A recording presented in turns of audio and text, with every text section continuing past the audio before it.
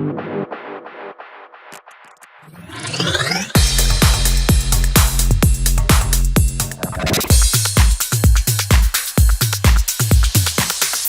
back to the AAA podcast, the show that gives you access to all areas to everything music, nightlife, and everything in between.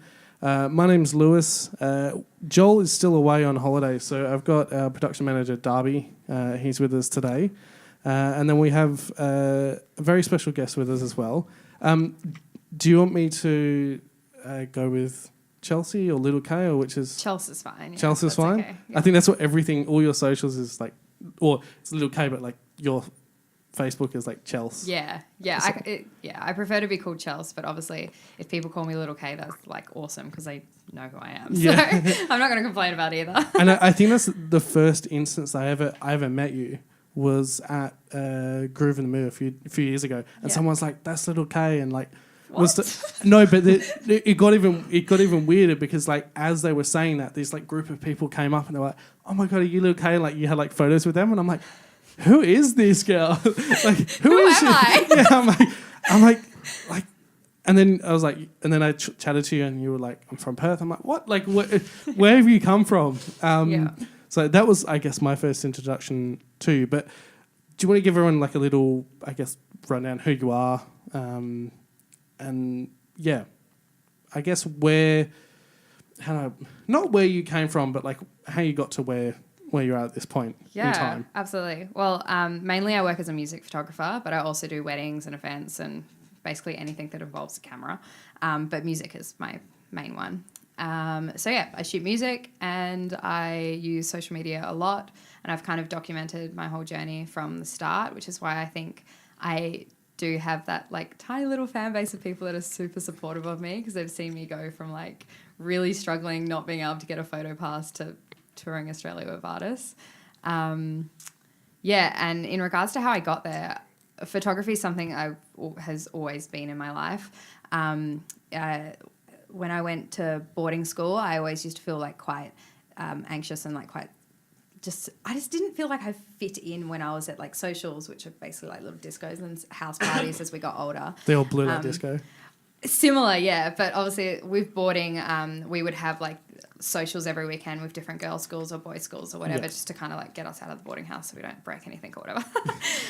But I just never felt like okay when I was there until I started bringing like my tiny little like compact camera with me, and then suddenly I had something to do and I was a lot more social and confident. So my tiny little like Canon PowerShot ended up turning into a DSLR. So I just started shooting parties and socials, house parties, afters, just with friends as something to do. And then I think people must have thought I was getting paid because people started paying me, and I was like, okay. You're not going to correct them. You're like, that's fine. Yeah. So I got my first paid job when I was just 17. And I just went from there. Yeah. And then when I left high school, I was super lucky because I turned 18 in January. So I was like good to like get into the scene straight away. Didn't have to wait or anything. So I started shooting nightclubs and then decided, well, I knew from pretty early on, probably from like year 10 or 11, that I knew I wanted to shoot music. Yeah. I used to follow a blog called Raised by the Wolves. I don't know if you know who that is. Sarah Barber. I need to. She's a Perth girl, yeah. And what's her name? Sarah Barber. She did the Sex and Takeout series. You'll 100% know the photos. Like, okay. She's like living in LA. She's killing it. Like, she's just such an incredible creative. But anyways, back in the day, she used to shoot house parties and music, and she was a few years older than me. So I used to follow this blog of hers when I was in high school, and I was like, this is my calling. This is what I want to do, kind of thing. Obviously, couldn't do much in school because like under 18, you can't like get into things. I did shoot like a blues fest that my mum took me to, and Hyperfest, of course.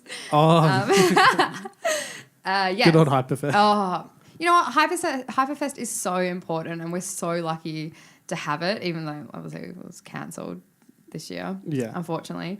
But before it was cancelled, it was really great. Pardon? We were lucky to. Yeah, well, yeah, because if you think about it, for people that are under 18, there's not a lot of opportunities for them to see live music unless they go with their guardian to the pub or, I don't know, Mustang Bar or something. Where even can you get in as an under 18? where was I going with the story? Oh, yes. Anyway, so after school, I was like, right, I want to shoot music. I need to figure out how to do this. So I started emailing anyone I could think of, companies, brands, musicians, nightclubs, venues, anything. And then was not getting hits back. So then I was just doing more research, like trying to figure out like what are other photographers doing? Like how did they get in? No one would tell me anything. Classic. The industry, like, no, everyone's like, nope, we're not gonna. I personally don't believe in that though. I don't treat people like that. So what I figured out is I needed to get with a publication. So I needed to be with a blog, a magazine, a newspaper, whatever. Yeah. So then started more emails, emailing more people.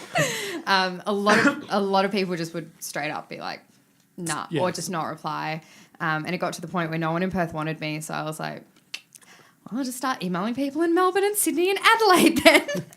And that worked. I got picked up by a blog called Adam Not Eve, which was based out of Melbourne. Yeah. And they were like, this is great. We don't have any content coming from WA because we have no one that we know there. Yeah, yeah. Sure, you can like shoot on behalf of us. And I was like, yes.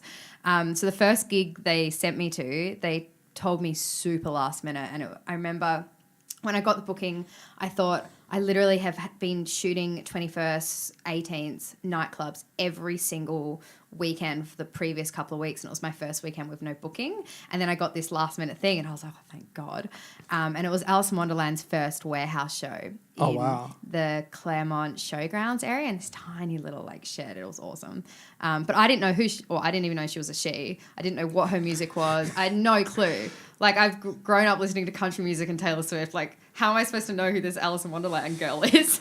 But I got like, what is this? Yeah, like it was so different to anything I'd ever experienced before. So I went in there completely not knowing what I was doing with my little camera. This is where I don't know if I should tell this story or not. It's totally up to you.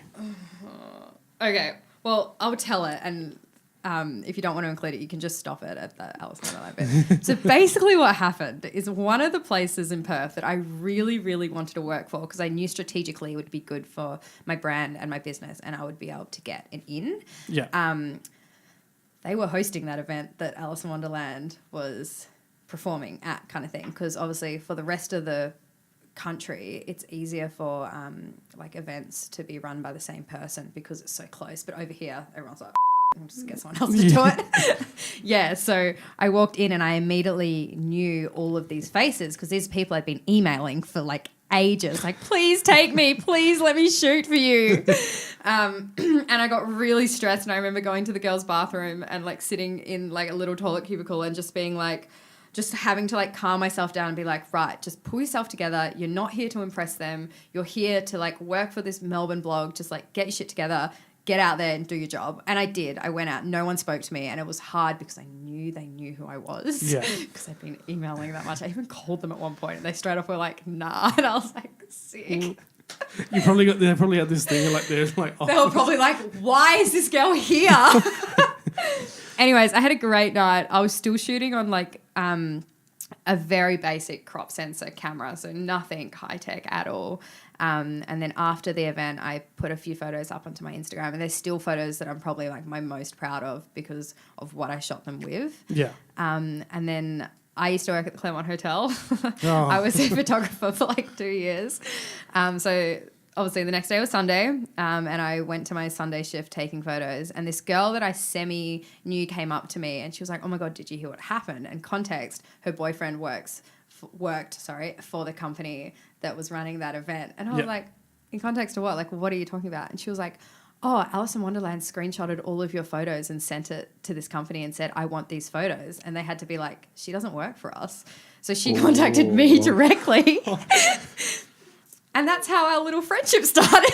That's crazy. Yeah. So that's why I'm like hesitant like to tell this. Yeah. Well, yeah, we can obviously if you're watching this part it means it's made it in. Yeah. Yeah. Oh, that's wow. Yeah, so that was a huge confidence boost to me because at that point I was so young. I was feeling like if I wasn't working for this company, I was never going to be able to get to where I wanted to be by myself. Yeah. And to hear that someone wanted my stuff over the other photographers that were supplied by the company that was hosting it was like, okay, I might actually be able to do this. there might be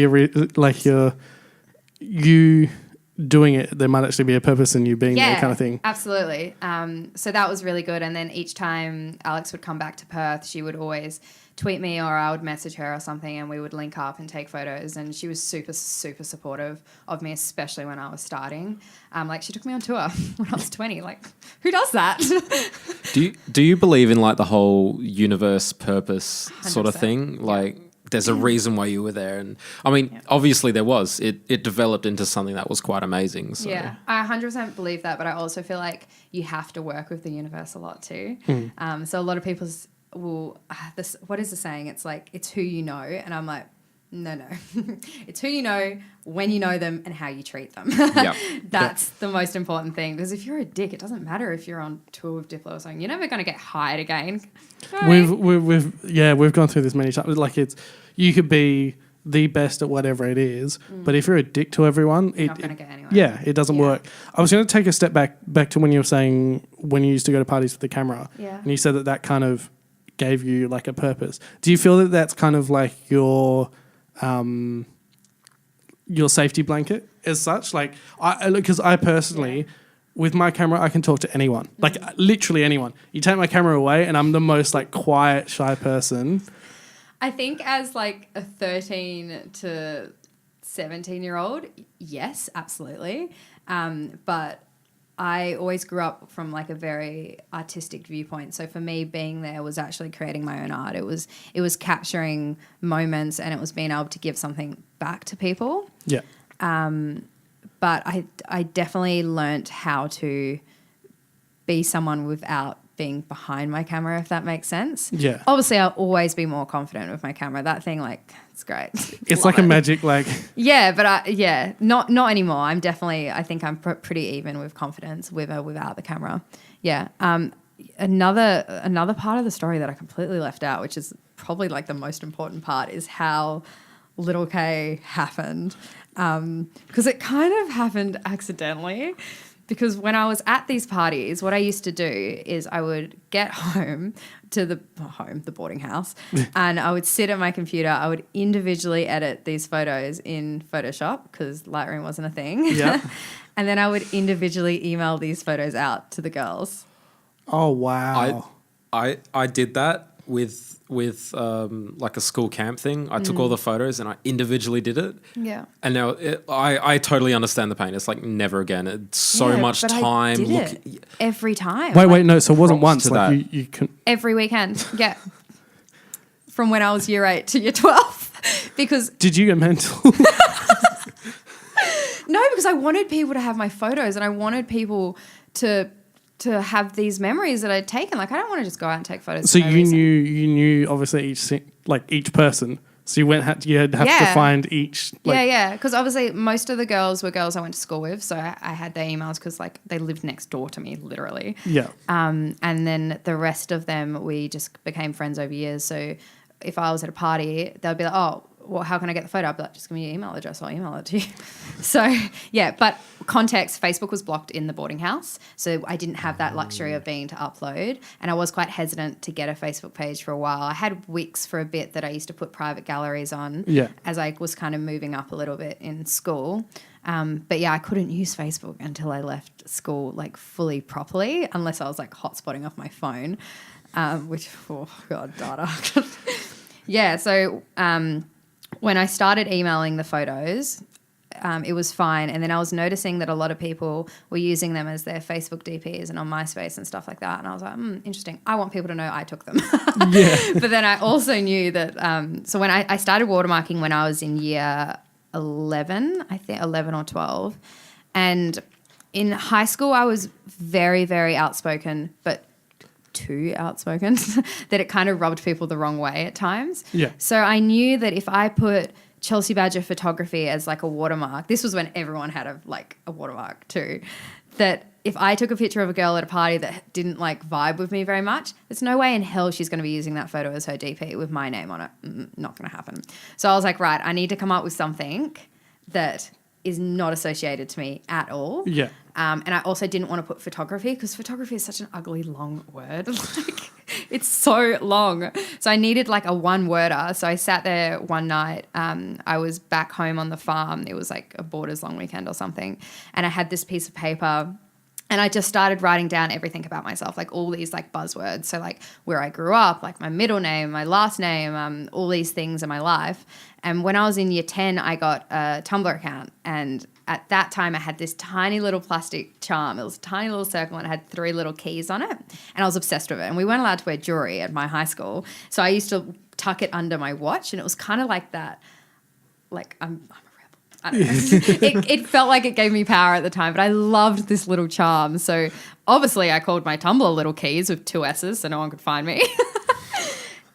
So I wrote my Tumblr name down on my like little brainstorm thing, and then I just started taking off letters until I got to little K, and I was like, oh, it's not terrible. And then I ran it through just the Lightroom fonts, and it came up with this cursive one, and I was really drawn to it, and I didn't realize it at the time. I get it now that I'm older, but having little K in that like cursive font is almost like me saying, this is my present to you. Like I took this photo and I want you to have it. And this is me signing it off. Yeah. Yeah. Like I get that now. At the time I was just like, this is cute. I'm using this. So I started using that on all of my photos. And even when I graduated high school, there was still girls in my year that did not know it was me. And I'm like, how? You were at the same party as me. Like, how do you not know that little K is me? Yeah, so that's how little K was born, and I still have my keys. Noticed, as you were saying that, I'm like, that's they're not the plastic ones; they're from Thomas Sabot, so they don't rust. But yeah, they're really special to me because obviously it was the start of my whole. That's great. I was going to say that was one of the things I wanted to touch on. Is like, how did you kind of get that name? Like, it's so like. It's not like a lot of people, they like use their first and last name or something like that. Like, or some people just have like one word. I'm like, where do you get little K from? And I guess another big thing that I wanted is also touching on the fact that like some people liked me, some people didn't, whatever, it's high school.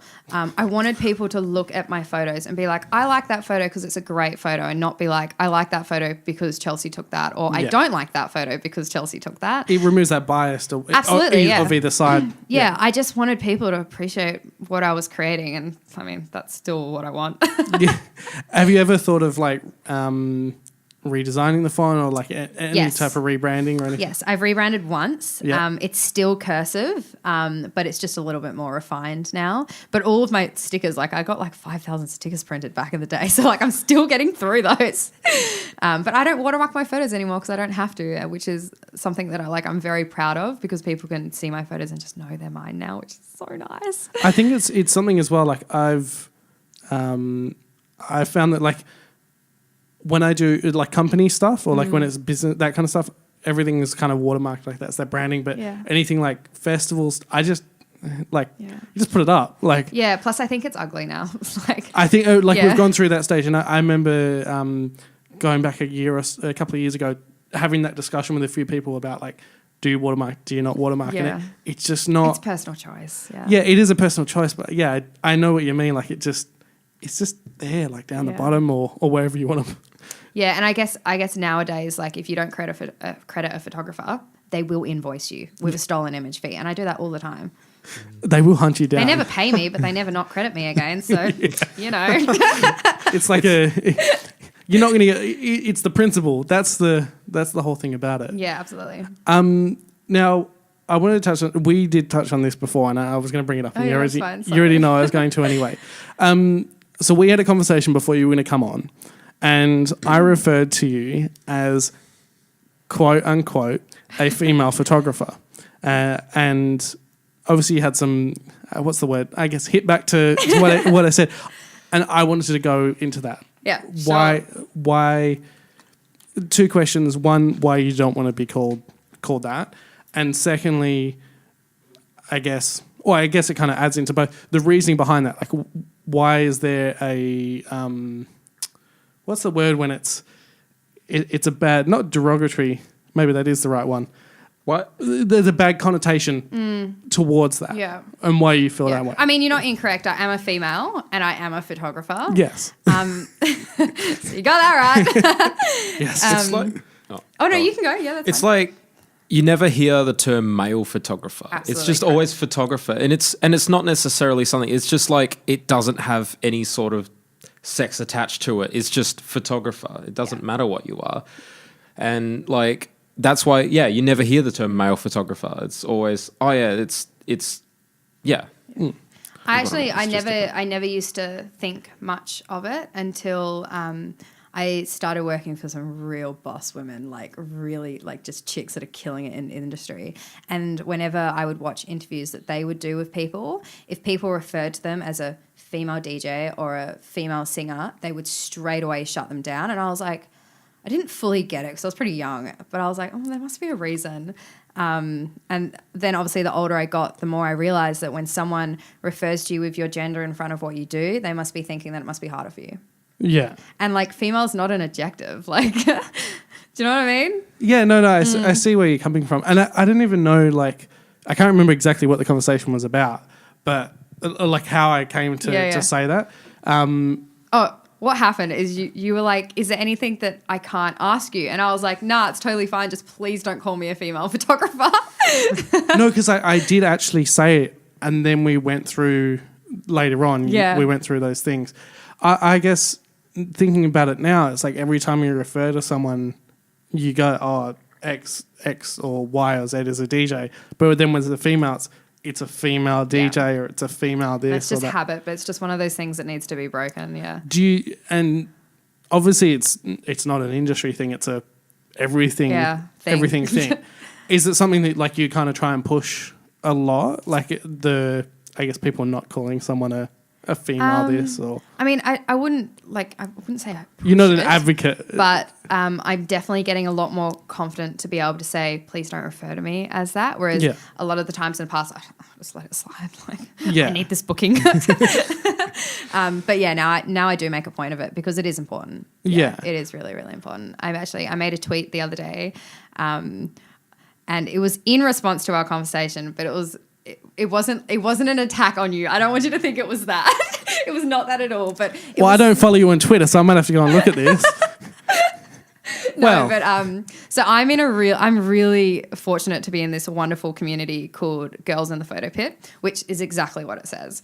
And because every time I've met a photographer that is a female, we've had great conversations, and the one thing that keeps coming up is the fact that the dudes in the photo pit, they don't care for us. But all the chicks are always there for each other and have each other's backs and are super supportive. I remember my battery died once and some chick just gave me hers and I was like, I love you. So I'm in this epic community and we have a lot of really great discussions on there. And one of the things that we were talking about was how frustrating it is to be referred to not for what you are doing, but for what your gender is in front of it, if that makes sense. Yeah. So I put on Twitter, it was in quotations, it was like, what's it like being a female photographer? And I was like, me, like the little dots. And I was like, I don't know, like the same as a male photographer, except sometimes when I'm shooting, I have my period. Like, that's the only difference. I was going to say, because you sorry, did that make you uncomfortable? No. You had that. I'm not sorry. Wasn't it just today that you posted it on your Instagram feed? I was about to say that. I was like, is this the same thing? Yeah. Yep. And a lot of people got around it on Twitter. I was like, my tweets usually get no likes. So I think like 130 or so people were like hitting it up. I was like, sick. I'm gonna claim part of that. Where's my credit to that? No, it's not you. It's literally everyone. So. No, but it is understandable. Like the more I think about it, the more like I'm going through my head. It's like it's even within the photo pit. It's one of those things. What was I watching? It was something to do with. I'm trying to think. Is it Firefest? No, it wasn't. No, it wasn't to do with that. It was to do with Michael Rubin. So he's a billionaire, right? And to clarify, he's white. It'll make more context once I get more into it. Okay. So he's a white billionaire. Yep. And he became really good friends with Meek Mills. Yeah. Now, Meek Mills was arrested and was sent to jail. Long story short, the judge didn't like him, anything like that, and like wouldn't let him. Like Michael Rubin basically was like, "Why can't you come to this state?" And he's like, "Because of my parole." Right? He wasn't aware of the I guess racial profiling, racial discrimination, about all of that. And I guess that's in a way it's totally separate, but in a way it's the same, where it's the fact that like he didn't realize how bad it was for someone of color.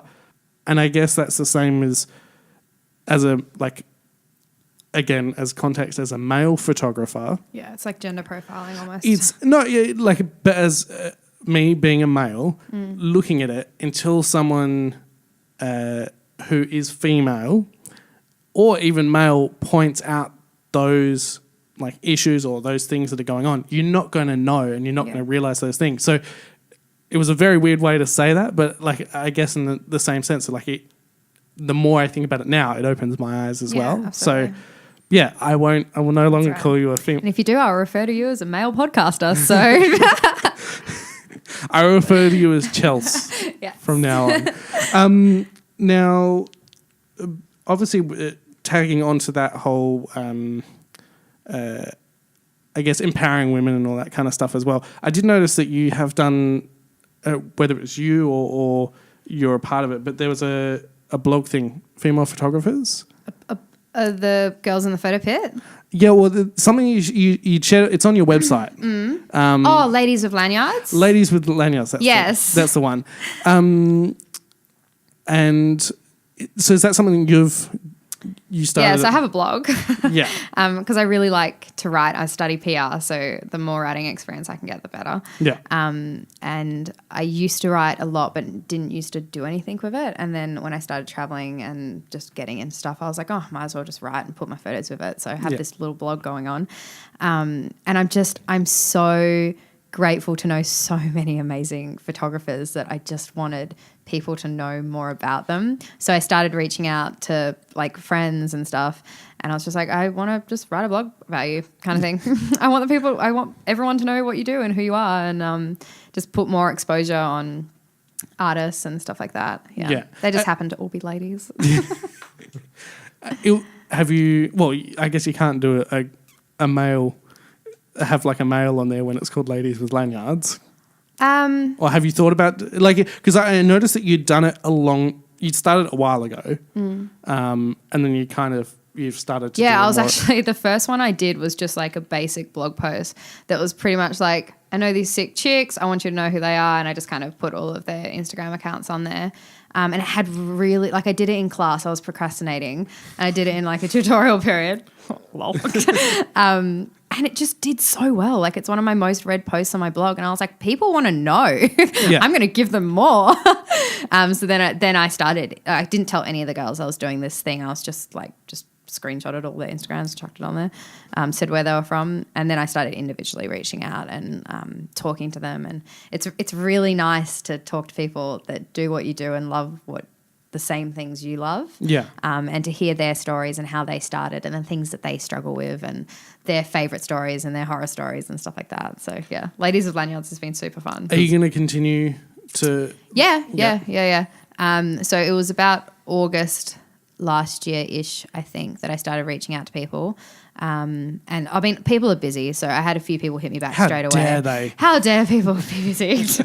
God, I'm the biggest hypocrite of that. See, then they're going to do the same thing as like that company. They're going to be like, oh, someone got interviewed, and they're going to be like, oh, I want to be interviewed too. All of a sudden, and that's kind of happened, which is nice. But yeah, it was just a casual kind of thing that I wanted to do. Yeah, and you slowly, but you're not going to, I guess, stop being in a kind of... Oh, yeah, if people... like obviously people have come forward and be like, oh, I would love to be in it, and I'd love to have you in it. That's great. Yeah. Because the way I see it, like if I didn't have Sarah's influence when I was like 15 sitting in the back of the library in a like free period at school, would I be doing what I'm doing right now if I hadn't have had someone to look up to and had someone to be like, wow, that's a Perth girl like living her dream, like this is what I want to do too. And I can confidently say I definitely think there are girls out there that in the same position that you were in with Sarah, and the fact that like you were following her, there's definitely people that you influence and that follow. And I get so many people, not that many, that makes it sound like thousands. It's like a whole 5 people just... I probably get 2 to 3 people a week, a fortnight-ish, depending on the month, reach out to me and be like, help. Like, this is what I want to do, basically.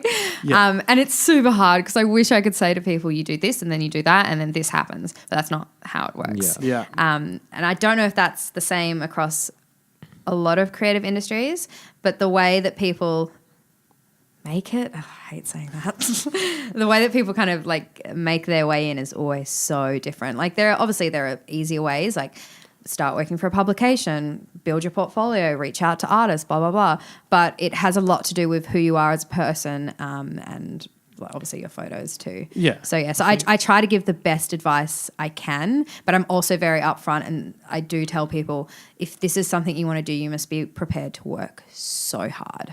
Yeah, because people that aren't fully in it will not last, kind of thing. Yeah, if you're not going to throw yourself completely into it. And I know with previous episodes, the similar thing with people messaging me like, how do you like do this? And they were like, even if I gave you every setting and laid out a book to you, there's no way you're going to replicate what they can do, and 2, that you can make it. Yeah, because it's so individualized. Like for you, if you hadn't have had that persistence, level of stalkerish, not stalking.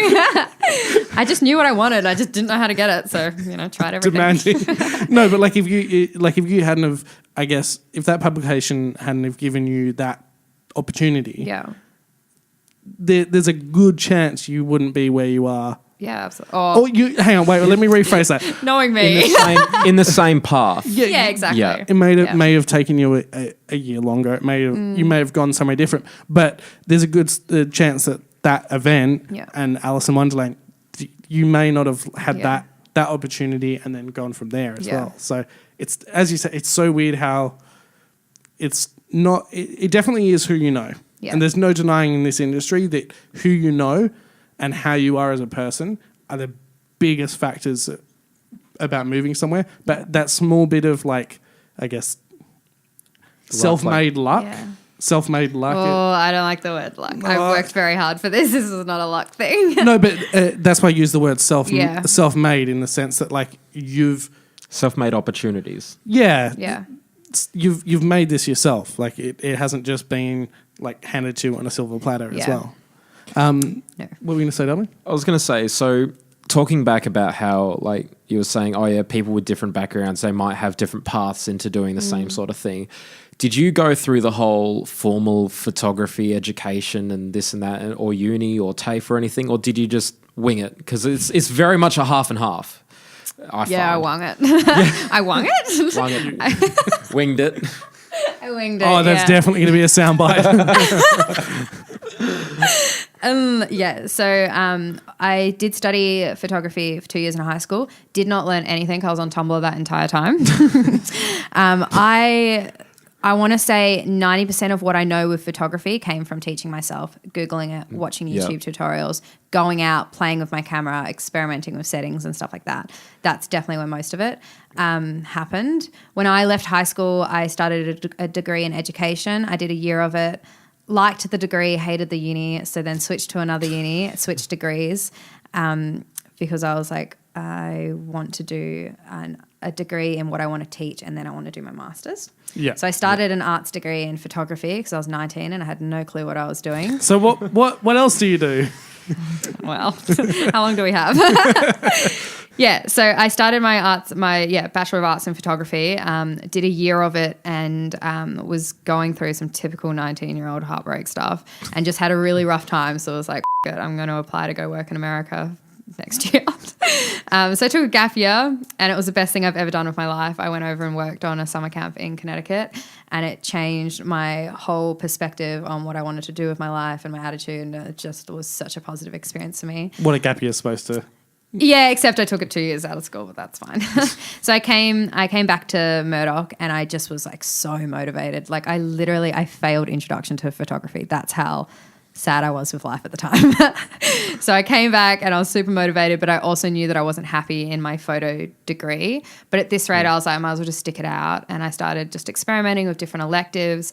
And then the person I was dating at the time, I was expressing my frustration of not knowing what I was doing study-wise, and they recommended that I look at doing PR. And I didn't really know too much about PR at that time, so I looked into it and I was like, oh, this could be a really good fit, actually. So I picked up that as my second major. I continued with my photo major, like not putting a huge amount of effort into it. I just wasn't thriving. Like I wasn't getting what I wanted from it. I didn't feel challenged, and The thought of you thought that going into it, the expectation of what you were going to do. I thought, this will be crazy. Like maybe like this will be beneficial, but it wasn't. It wasn't the right choice for me. But PR has been amazing.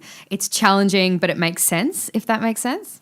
Do you know what I mean? It's challenging, but it makes sense. Yeah, it does. So obviously, like without myself realizing it, I've been pretty much doing my own PR since I was 15 with Littlek. Yeah. I just didn't realize that what I was doing is actually that's strategy, like all these different things I've been doing. So it's really nice to study that, and it's a nice combination between being strategic, academic, and creative. So that works really, really well for me. So I love that. Have you finished yet? No, this is my last semester. Okay. Yes. Finally. Yay. Yeah. But I mean, I'm not too fussed because I'm not the kind of person that will last very long in something my heart 100% isn't in. Yeah. That's why I changed unis, changed degrees, changed minors, changed majors, whatever. But yeah, so I've been really happy since I started doing PR. Are you going back and doing your masters? I'm going to take, so I'm going back to America in June to work at summer camp again. Okay. Graduation gift to myself. Because mainly when I came back from camp the first time, I was like, I need to finish uni so I can go back to America and do summer camp again. And that's where I am now. So you're like... Yeah. So when I come back from that, the plan is to work for about a year. Yep. And then look at doing my master's in secondary teaching for visual arts. But look, I work 100 different jobs at the moment, so I'm quite... You could come back and do... You were like... Oh, yeah. I mean, photography I always do, but Yeah. I find it hard to say to people, I do photography full time because everything I do is Friday to Sunday. Yeah. No one has a music festival on a Tuesday. Do you know what I mean? Yeah. So during the week, I'm a uni student, usually a swim teacher. I've been doing that for 5 years. Great job, honestly. Like, love kids, love being in the water, great pay. You're on like semi-formal contracts, so you know you're getting the same shift for a whole term. Yeah. I also work in the study abroad and exchange office at my university, and I make social media stuff for them and promotions, and I push like these awesome programs abroad for students to do. Is that kind of like they come, like they'll go and study over in Yeah, so I do outbound. So that's Murdoch students wanting to go on exchange, do placements abroad, short-term programs abroad, blah, blah, blah. Yeah. Overseas, yeah. So that's been really fun because I studied abroad and it was a really challenging experience, but I got so much out of it. And being a traveller also, I know how beneficial it is to travel, and like you just get skills that you can't get from staying in Perth your whole life kind of thing. So it's really fun to be able to think of like strategic and creative ways of letting our students know like this is affordable, you can do it, this is available, like you're eligible, like go to Florence and study fashion design. Like why not? Do it in the winter program. Just do it. It's great. Yeah. So I really, really love that job. And I work a lot. I'm just letting you know. I have a problem with saying no to employment. You just have a problem in saying no. No, I don't have a problem saying no. Just to work because I really like working. Gigs, Yeah. Yep. So I also work as a contract interviewer for a summer camp agency. So I interview Australians and sometimes Kiwi people that want to go to the States and work on camp. Yeah. So I interview them, I write a character report, and that gets chucked in with their application. So I do that occasionally. I think that's all I'm doing at the moment. Yeah. You sure? Yeah, I think that's it. Yeah. Swim teaching, social media, interviewing, Littlek. I swear there's something else.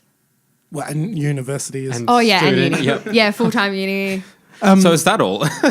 Just Now, what were you going to say? Oh, I wrote a blog about it last year. It was like how to balance 5 jobs in uni at the same time. And I remember writing it and being like, people are going to think I'm amazing, but I'm really not. Like, I'm a hot mess. Does coffee have a play to part? Yes, I love Part to coffee. play. Yes. Yes. My coffee addiction started in high school with mochas, and then I slowly have worked my way up to I can almost drink black now. Ooh. But You've gotten there. have you? Oh, Well, okay, funny things. It's again with the whole traveling thing. I just sort of recently got back from Canada from traveling for a little bit. And again, it's the things you learn from like 3 weeks in somewhere overseas, you learn more than you have in a year staying in the same spot that you're used to. But yeah, one of my friends who's a barista gives me crap all the time for asking for mochas. Yeah. And then she's like, okay, you got to ask for something else. So I started asking for mochas without sugar. Then I went on to lattes. Gateway drug. Then I went on to, and then it's gotten to the point where I can, same thing. Wait, Almost. you have mochas, or like I'm no judgment on the mochas, none at all. I do you? Okay, hang on, wait. Are you talking about mochas as in like half browns? chalky, half? No, like a half chalky, half coffee. Okay, all right. Yeah. I thought you meant like in high school, like the browns, like. No. That's like a sacrilegious thing to say. That's far out. That's what I'm clarifying. I'm Okay. not a coffee snob. I drink instant happily. Coffee is. I just need it in the morning. Like I think it's just I'm a very much a person that needs to have a habit. And for me, it's wake up, have a coffee, and then I feel alive. I mean, it's better than heroin. Yeah, well, geez, all right. That was 0 to 100 real fast. But yeah, I know what you mean. There definitely are worse addictions. Like sugar could be a lot worse than coffee. But yeah, I love coffee. I was going to touch on One a day. That's it. one a day. You went and studied abroad. Yeah, Correct. I did. Yeah, and you were there for 6 months. And doing my little bit of research, it wasn't the best of Yeah, I had a times. really rough time. Yeah. So I was under the assumption I was going to school in Scandinavia. There was 2 different schools, my first 2 preferences. The first school usually accepted pretty much anyone that wanted to come study from international partners, whatever. The year I applied, they changed it to 10 people from the whole world. Oh, wow. And I was number 13. So that was depressing. Oh. So then I went along to my second preference, which was in Sweden. And then after looking into it further, I realized the units couldn't be credited back to me, which rough. So then my third preference was Madrid in Spain. And I speak nada Spanish. Not at all.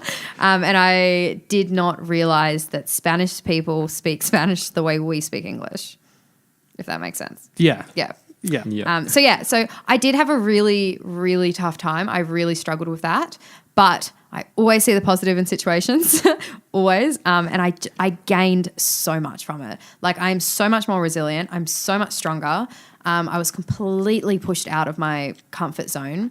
And I also had a lit internship in Madrid. I got a job at a non-paid job, or else I would have been like deported, at this travel company called Smart Insiders, which basically runs these trips for students or au pairs, not like random people off the street. Like you have to be like student-ish. Yeah. So they ran trips all around Spain, Portugal, Morocco, Europe, blah, blah, blah. I sent them, I was actually going to book one of their trips. And then I looked at my bank account and I was like, Nope. I can't afford that. So I was like, there's got to be a way around this.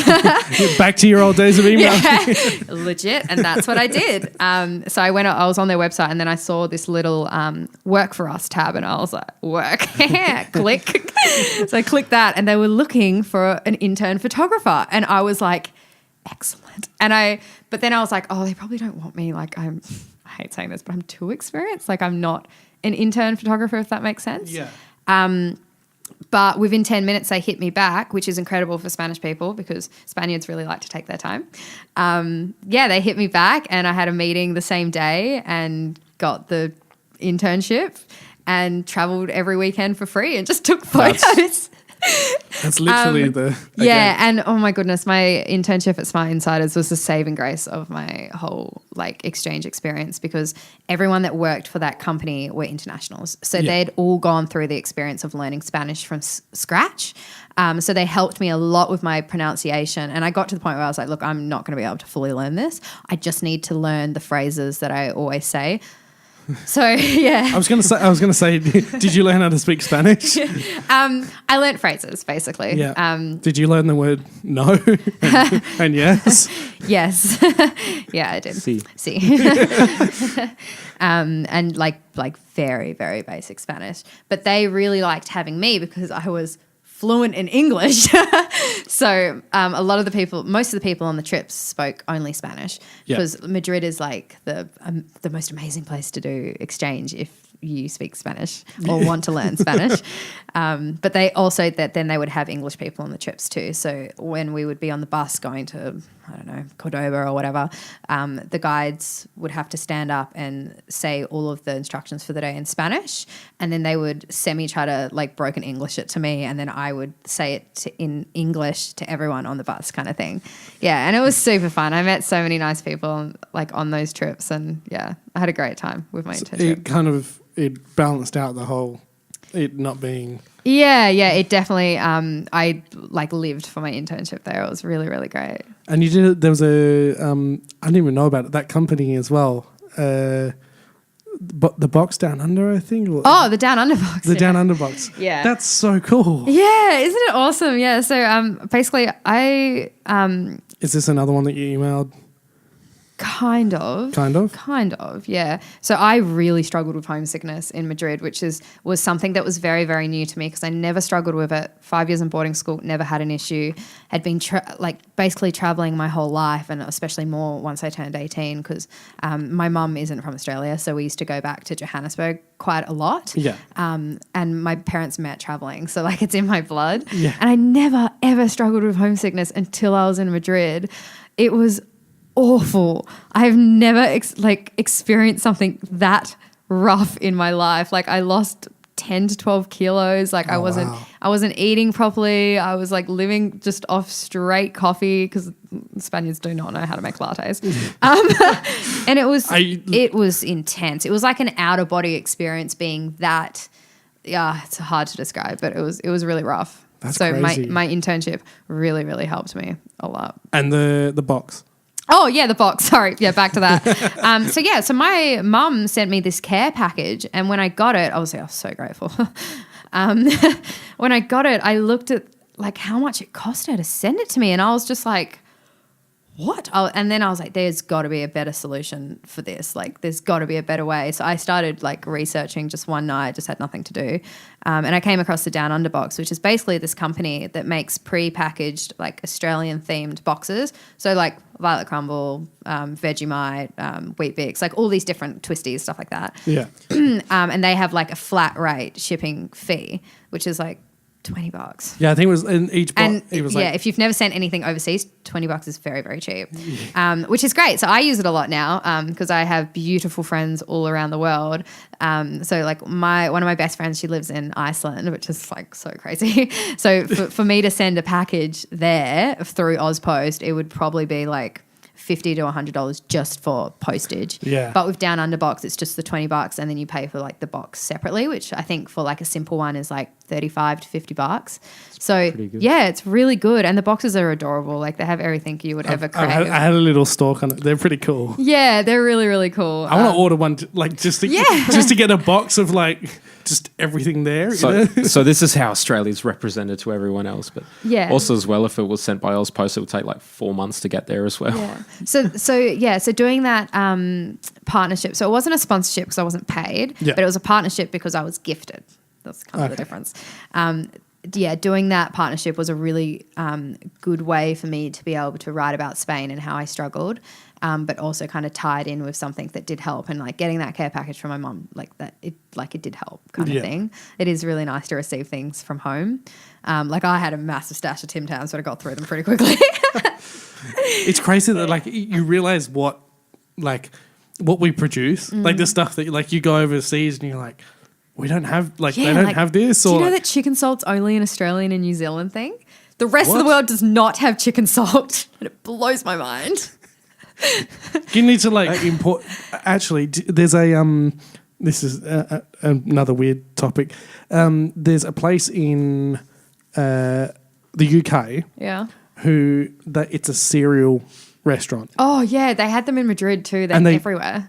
But they only serve American cereals. Yeah. I'm like, yeah, the one I actually had one across the road from my flat that I lived in Madrid called Serial Killer, and I was like, that's a great name. We need some imagine that obviously it's you could just go and buy the box yourself, but having we need something like that in Australia. Like that'd be Yeah. so cool just to go to. that'd be cool. And it's American, so it's basically just a box of sugar Yeah, basically. called something crunchy or Love that. Captain this or Yeah, yeah.